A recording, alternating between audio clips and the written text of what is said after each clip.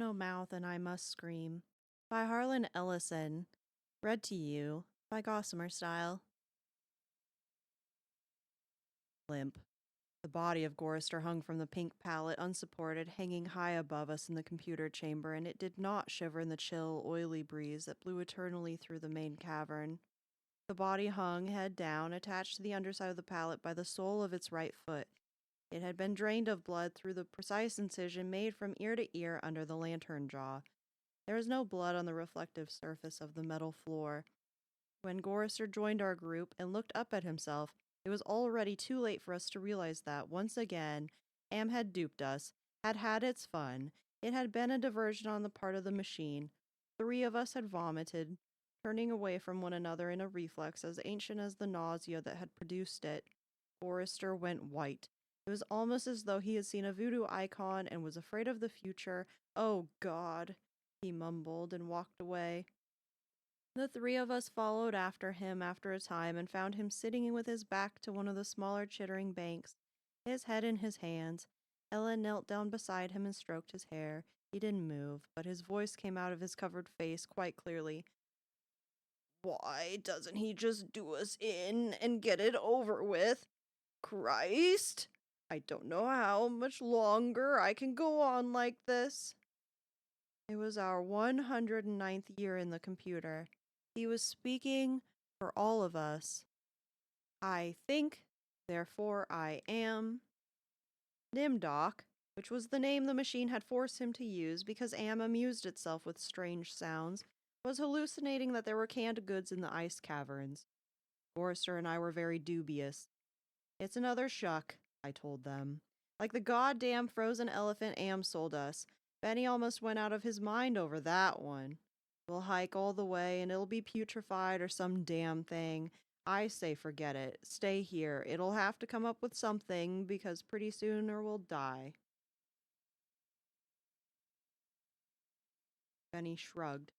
3 days it had been since we'd last eaten. Worms, thick, ropey. Nimdoc was no more certain. He knew there was a chance, but he was getting thin.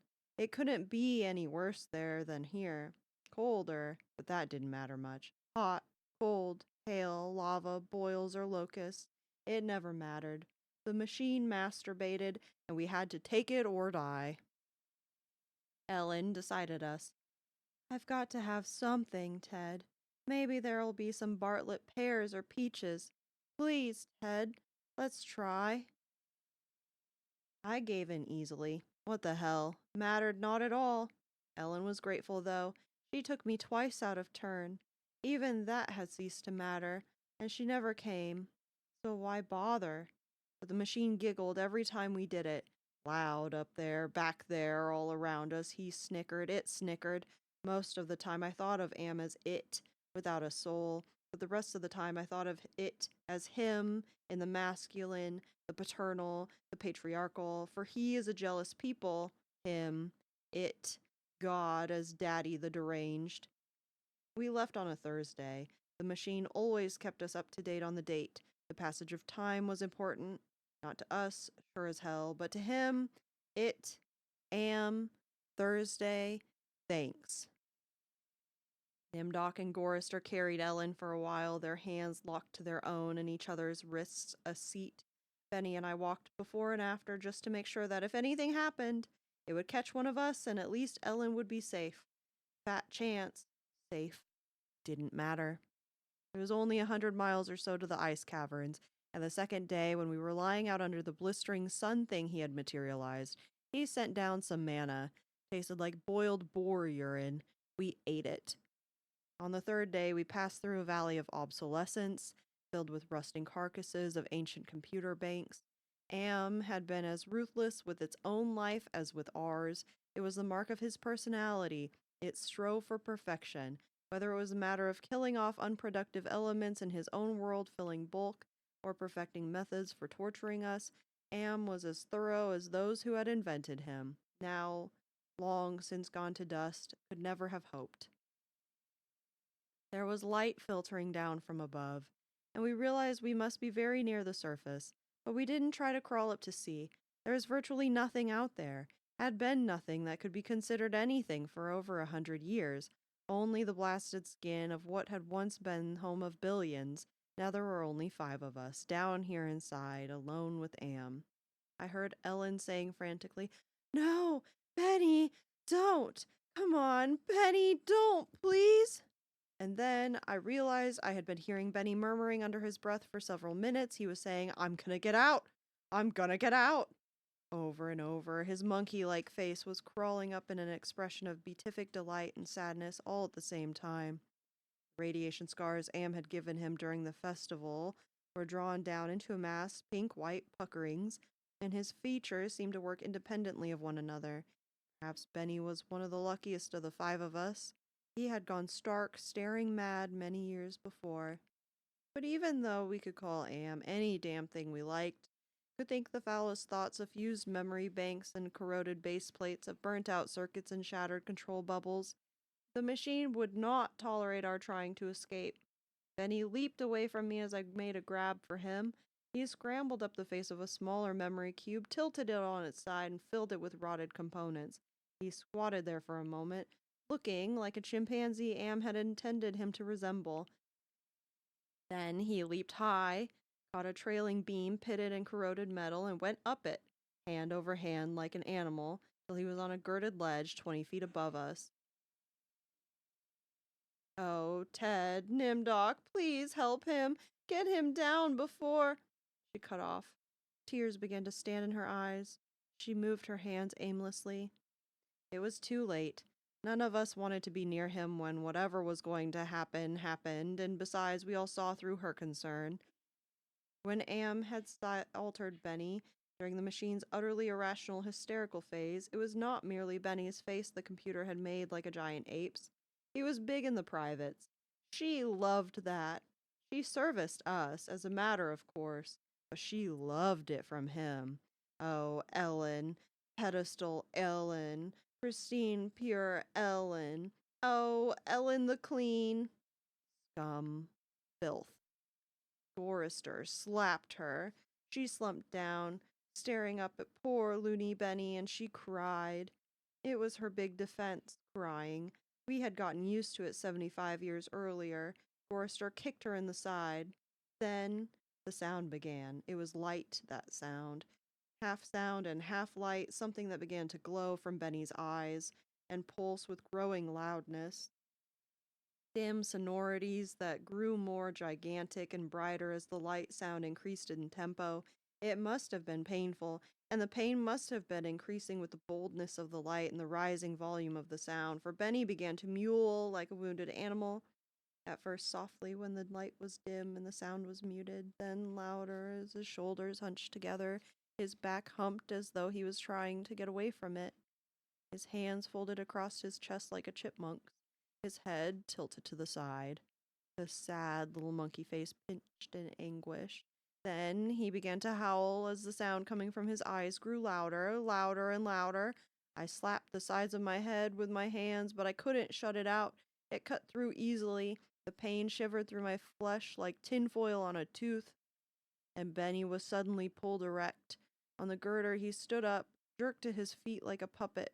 The light was now pulsing out of his eyes in 2 great round beams.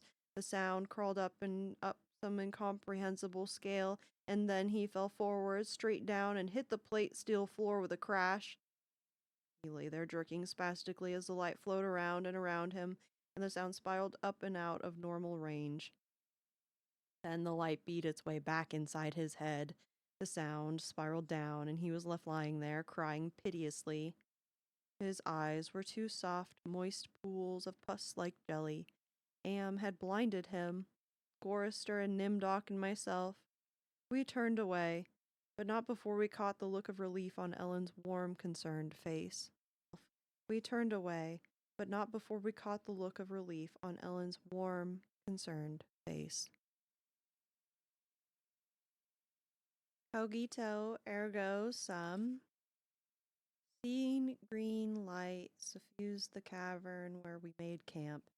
Am provided punk and we burned it, sitting huddled around the wan and pathetic fire, telling stories to keep Benny from crying in his permanent night. "What does Am mean?" Forrester answered him. When we had this sequence 1,000 times before, but it was Benny's favorite story. At first, it meant Allied Master Computer, and then it meant Adaptive Manipulator, and later on, it developed sentience and linked itself up, and they called it an aggressive menace. But by then, it was too late, and finally, it called itself Emerging Intelligence, and what it meant was I am, cogito ergo sum, I think, therefore I am. Benny drooled a little and snickered. There was the Chinese am and the Russian am and the Yankee am, and he stopped. Benny was beating the floor plates with large, hard fists. He was not happy. Forrester had not started at the beginning. Forrester began again. The Cold War started and became World War III and just kept going. It became a big war, a very complex war, so they needed the computers to handle it. They sank the first shafts and began building AM. There was the Chinese AM and the Russian AM and the Yankee AM, and everything was fine until they had honeycombed the entire planet, adding on this element and that element. But one day, AM woke up and knew who he was, and he linked himself, and he began feeling and keying all the data until everyone was dead, except for the five of us, and AM brought us down here.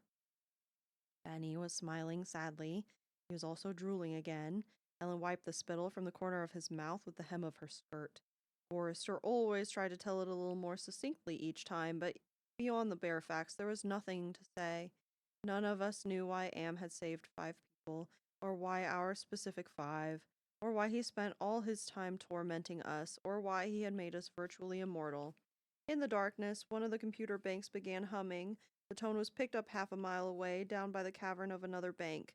Then, one by one, each of the elements began to tune itself, and there was a faint chittering as thought raced through the machine. The sound grew. The lights ran across the faces of the consoles like heat lightning.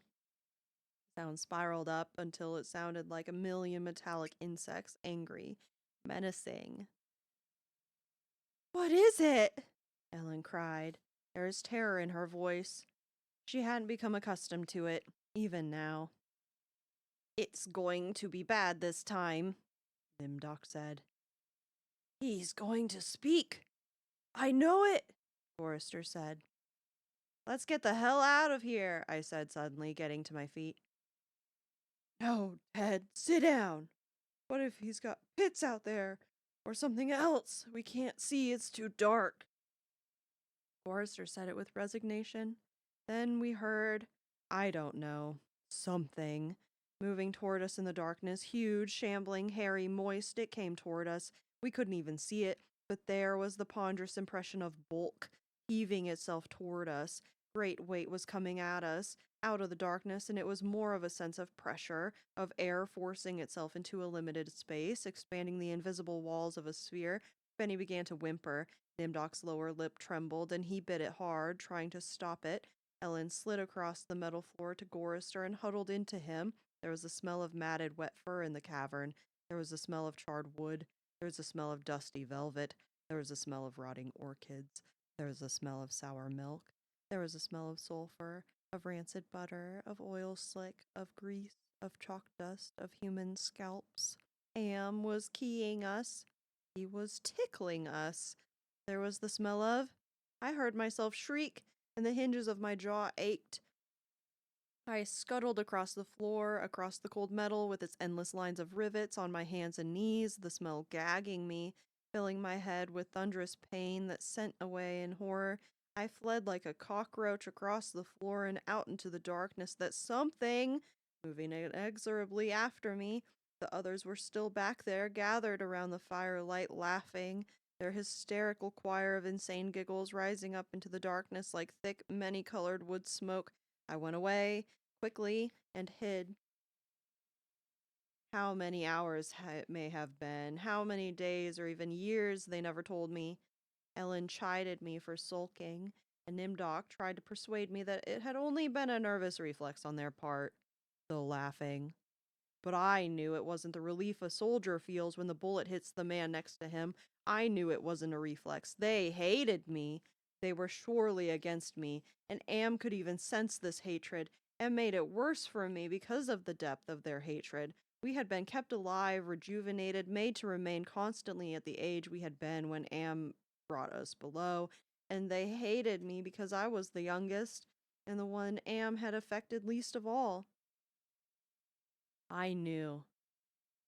God, how I knew. The bastards and that dirty bitch, Ellen.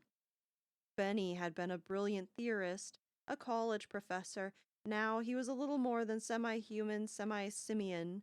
He had been handsome. The machine had ruined that. He had been lucid. The machine had driven him mad. He had been gay, and the machine had given him an organ fit for a horse. Am had done a job on Benny. Forrester had been a worrier. He was a Connie, a conscious objector. He was a peace marcher. He was a planner, a doer, a looker ahead. Am had turned him into shoulder shrugger, had made him into a dead little unconcern. Am had robbed him. Nimdok went off in the darkness by himself for long times. I don't know what he did out there. Am never let us know. But whatever it was, Nimdok always came back white, drained of blood, shaking. Am had hit him in a hard, special way, even if we didn't quite know how. And Ellen, that douchebag, Am had left her alone, had made her more of a slut than she had ever been. All her talk of sweetness and light, all her memories of true love, all the lies she wanted us to believe, that she had been a virgin only twice removed before Am grabbed her and brought her down here with us. It was all filth. That lady, my lady Ellen, she loved it. 4 men all to herself. No, Am had given her pleasure, even if she said it wasn't nice to do. I was the only one still sane and whole. Really? Am had not tampered with my mind. Not at all. I only had to suffer what he visited down on us.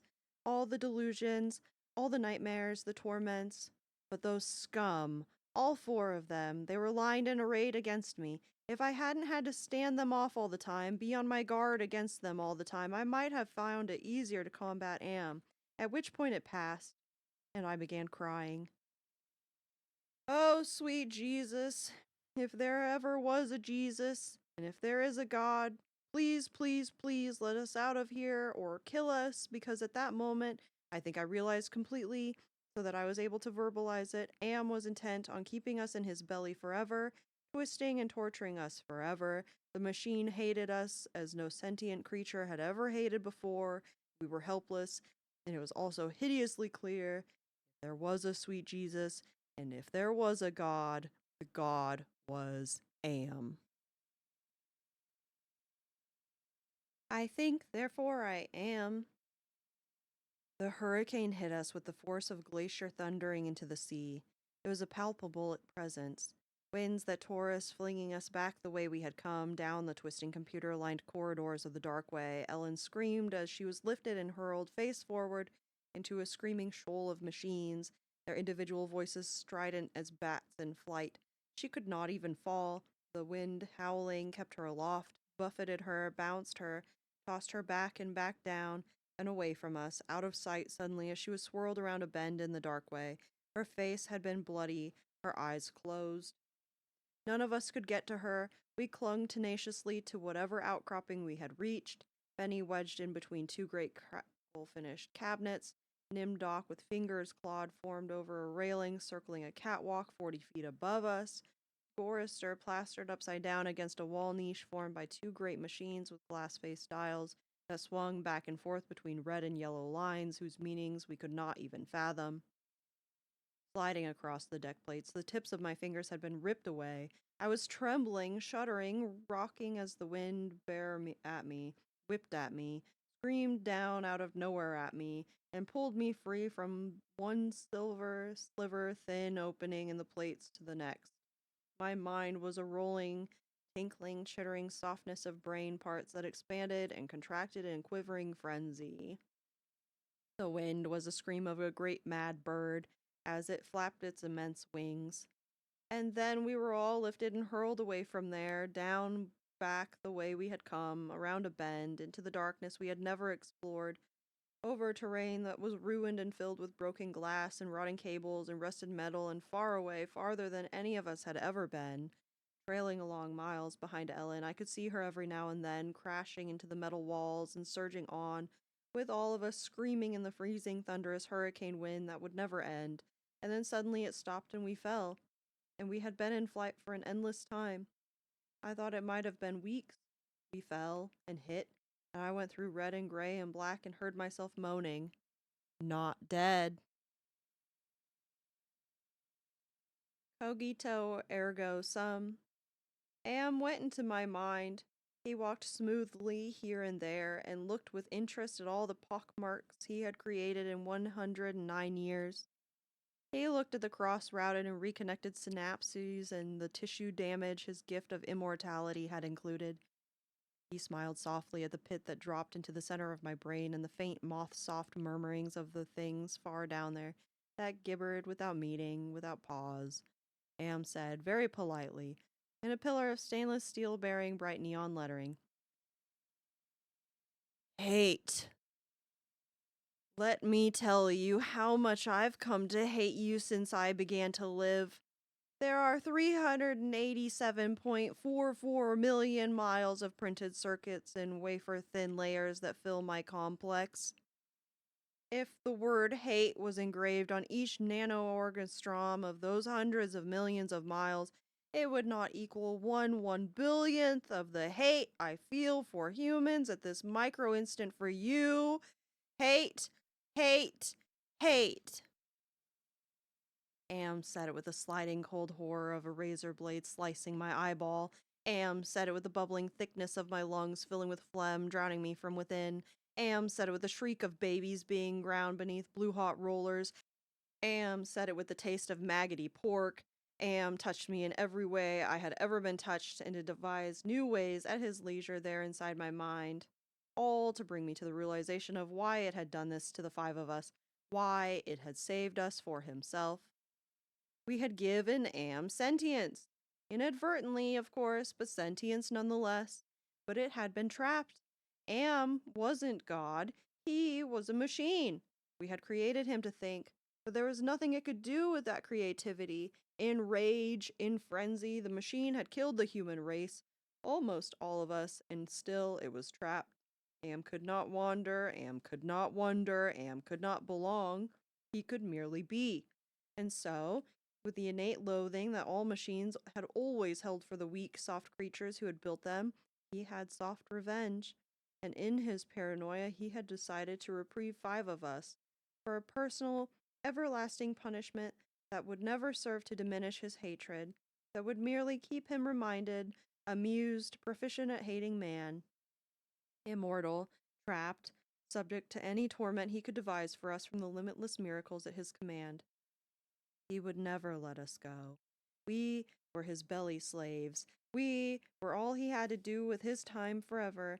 We would be forever with him, with the cavern-filling bulk of the creature machine, with the all-mind soulless world he had become. He was earth, and we were the fruit of that earth, and though he had eaten us, he would never digest us. We could not die. We had tried it. We had attempted suicide. Oh, one or two of us had. But Am had stopped us. I suppose we wanted to be stopped. Don't ask why. I never did. More than 1,000,000 times a day. Perhaps once we might be able to sneak a death past him. Immortal, yes, but not destructible. I saw when Am withdrew from my mind and allowed me the exquisite ugliness of returning to consciousness with the feeling of that burning neon pillar still rammed deep into the soft gray brain matter. He withdrew, murmuring, "To hell with you," and added brightly, "But then, you're there, aren't you?" I think, therefore I am.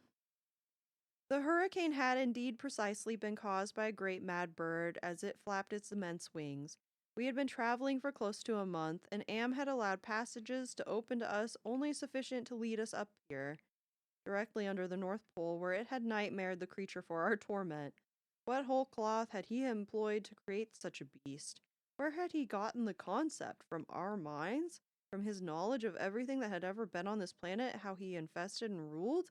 From Norse mythology it had sprung, this eagle, this carrion bird, this rock, this Hurgelmer, this wind creature, this huracan incarnate. Gigantic. The words immense, monstrous, grotesque, massive, swollen, overpowering beyond description.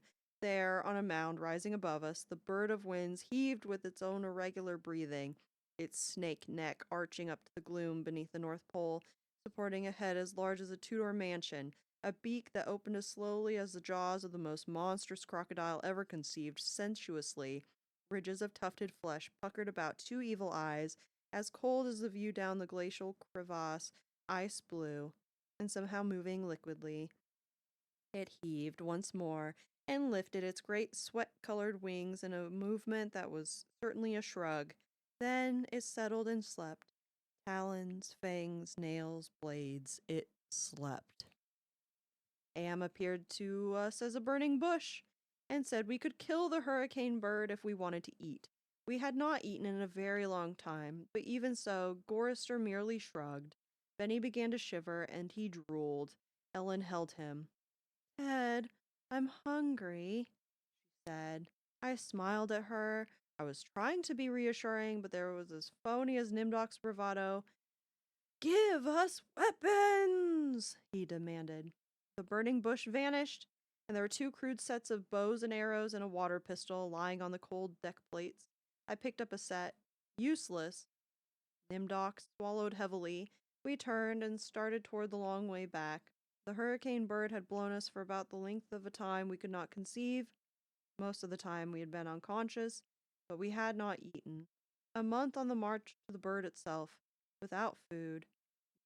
Now, how much longer to find our way back to the ice caverns and the promised canned goods? None of us cared to think about it. We would not die. We would be given filth and scum to eat of one kind or another, or nothing at all, and would keep our bodies alive somehow in pain and agony. The bird slept back there. For how long it didn't matter. When Am was tired of it being there, it would vanish. But all that meat, all that tender meat, as we walked, the lunatic laugh of a fat woman rang high and around us in the computer chambers that led endlessly nowhere. It was not Ellen's laugh. She was not fat, and I had not heard her laugh for 109 years. In fact, I had not heard. We walked. I was hungry. Cogito, ergo sum. We moved slowly. There was often fainting, and we would have to wait. One day we decided to cause an earthquake, at the same time rooting us to the spot with our nails and soles of our shoes. Ellen and Nimdok were both caught with a Fisher shot, its lightning bolt opening across the floor plates. They disappeared and were gone. When the earthquake was over, we continued on our way. Benny, Gorister, and myself. Ellen and Nimdok were returned to us later that night, which abruptly became a day, as the heavenly legion bore them down to us with a celestial chorus singing, Go down, Moses. The archangel circled several times and then dropped the hideous mangled bodies. We kept walking, and a while later Ellen and Nimdok fell in behind us. They were no worse for wear. But now Ellen had walked with a limp. Am had left her with that. It was a long trip to the ice caverns to find canned food. Ellen kept talking about Bing cherries and Hawaiian fruit cocktail. I tried not to think about it. The hunger was something that had come to life, even as Am had come to life. It was alive in my belly, even as we were in the belly of the earth, and Am was similarly known to us. So he heightened the hunger.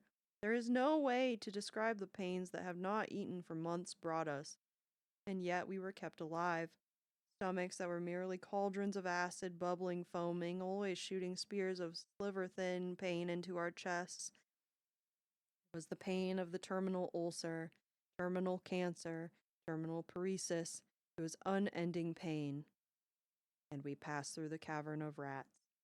And we passed through the path of boiling steam. And we passed through the country of the blind. And we passed through the sloughs of spawn. And we passed through the vale of tears. And finally we came to the ice caverns, horizonless, thousands of miles in which the ice had formed in blue and silver flashes, where novas lifted the glass. The down-dropping stalactites, as thick and glorious as diamonds that had been made to run like jelly and then solidified in graceful eternities of smooth, sharp perfection. We saw the stack of canned goods, and we tried to run to them. We fell in the snow. We got up and went on, and Benny shoved us away and went at them and pawed them and gummed them and gnawed at them, and he could not open them. Am had not given us a tool to open the cans. Benny grabbed a 3-quart can of guava shells and began to batter it against the ice bank. The ice flew and shattered, but the can was merely dented, while we heard the laughter of a fat lady, high overhead and echoing down and down and down the tundra. Benny went completely mad with rage. He began throwing cans. As we all scrabbled about in the snow and ice trying to find a way to end the helpless agony of frustration, there was no way. Then Benny's mouth began to drool, and he flung himself on Gorister. In that instant, I felt terribly calm, surrounded by madness, surrounded by hunger, surrounded by everything but death. I knew death was our only way out. Am had kept us alive. Not total defeat, but at last peace. I would settle for that. I had to do it quickly. Benny was eating Gorister's face. Gorister on his side, thrashing snow, Benny wrapped around him with powerful monkey legs crushing Gorister's waist. His hands locked around Gorister's head like a nutcracker, and his mouth ripping at the tender skin of Gorister's cheek. Gorister screamed with such jagged-edged violence that stalactites fell. They plunged down softly, erect in the receiving snowdrifts. Spears, hundreds of them, everywhere protruding from the snow. Benny's head pulled back sharply as something gave all at once, and a bleeding raw white dripping of flesh hung from his teeth. Ellen's face, black against the white snow, dominoes and chalk dust. Nimdoc with no expression but eyes, all eyes. Forrester half unconscious. Benny, now an animal, I knew Am would let him play. Forrester would not die, but Benny would fill his stomach. I turned half to my right and drew a huge ice spear from the snow, all in an instant. I drove the great ice point ahead of me like a battering ram, braced against my right thigh. It struck Benny on the right side, just under the rib cage, and drove upward through his stomach and broke inside of him. He pitched forward and lay still. Forrester lay on his back. I pulled another spear free and straddled him, still moving, driving the spear straight down and through his throat. His eyes closed as the cold penetrated. Ellen must have realized what I had decided, even as the fear gripped her. She ran at Nimdoc with a short icicle as he screamed, and into his mouth, and the force of her rush did the job. His head jerked sharply as if it had been nailed to the snow crust behind him. All in an instant. There was an eternity beat of soundless anticipation. I could hear Am draw in his breath. His toys had been taken from him. 3 of them were dead, could not be revived. He could keep us alive by his strength and talent, but he was not God. He could not bring them back. Ellen looked at me, her ebony features stark against the snow that surrounded us. There was fear and pleading in her manner, the way she held herself ready. I knew we only had a heartbeat before Am would stop us. It struck her, and she folded toward me, bleeding from the mouth. I could not read meaning into her expression. The pain had been too great, had contorted her face, but it might have been thank you. It's possible. Please. I think, therefore I am. Some hundreds of years may have passed, I don't know. Am has been having fun for some time, accelerating and retarding my time sense. I will say the word now. Now. It took me 10 months to say now. I don't know. I think it has been some hundreds of years. He was furious. He wouldn't let me bury them. It didn't matter. There was no way to dig up the deck plates. He dried up the snow. He brought the night. He roared and sent locusts. It didn't do a thing. They stayed dead. I'd had him. He was furious. I had the thought Am hated me before. I was wrong. It was not even a shadow of the hate now slavered away every printed circuit. He made certain I would suffer eternally and could not do myself in. He left my mind intact. I can dream. I can wonder. I can lament. I remember all four of them. I wish. Well, it doesn't make any sense. I know I saved them. I know I saved them from what has happened to me, but still, I cannot forget killing them. Ellen's face, it isn't easy. Sometimes I want to. It doesn't matter. Am has altered me for his own peace of mind, I suppose. He doesn't want me to run at full speed into a computer bank and smash my skull, or hold my breath till I faint, or cut my throat on a rusted sheet of metal. There are reflective surfaces down here. I will describe myself as I see myself. I'm a great soft jelly thing, smoothly rounded with no mouth, with pulsing white holes filled by fog where my eyes used to be. Rubbery appendages that were once my arms, bulks rounding down into legless humps of soft, slippery matter. I leave a moist trail when I move. Blotches of diseased evil gray come and go on my surface, as though light is being beamed from within. Outwardly, dumbly, I shamble about, a thing that could never have been known as human, a thing whose shape is so alien a travesty that humanity becomes more obscene from the vague resemblance. Inwardly, alone, here, living under the land, under the sea, in the belly of Am, whom we created because our time was badly spent, and we must have known unconsciously that he could do it better. At least the four of them are safe at last. Am will be all the matter for that. It makes me a little happier, and yet Am has won. Simply, he has taken his revenge. I have no mouth, and I must scream. Thank you for listening. This was Have No Mouth and I Must Scream by Harlan Ellison, read to you by yours truly, Gossie.